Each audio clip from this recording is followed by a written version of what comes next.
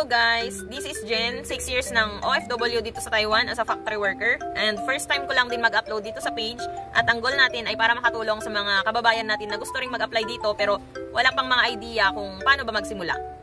So ang topic natin una ay ang mga requirements papunta dito sa Taiwan. So ang initial requirements, of course, ang ating passport na valid up to 5 years bago siya mag-expire.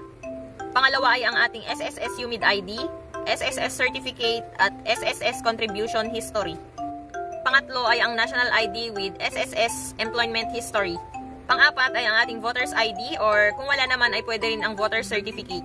Pang-lima ay ang ating birth certificate na naka-old version at ang ating PSA, which is the new version. Pang-anim, kung married, of course, kailangan din natin ng marriage certificate. Pang-pito ay ang ating pag-ibig ID or kaya naman mid number kung walang ID, okay na yun. Pang-walo ay ang ating TIN ID or ang ating BIR ID. Next, of course, ang pinaka-importante ay ang Senomar para sa mga single na babae. Meron din tayo ng NBI clearance na naka-multipurpose, valid up to 6 months. Kung high school graduate ka ay kailangan ng Form 137 at diploma, TOR naman kapag college graduate. So meron pa tayong dalawang requirements which is the e-registration and the PIOS certificate na kailangan i-process sa DMW pero pwede nang to follow na lang yon pagka nakuha na kayo ng agency nyo. So yan lahat ang mga requirements na kailangan nyo at kung may mga katanungan pa kayo, i-comment nyo lang sa baba at i-share nyo na rin yung videos na to para mas marami pa tayo matulungan. Thank you! See you sa part 2!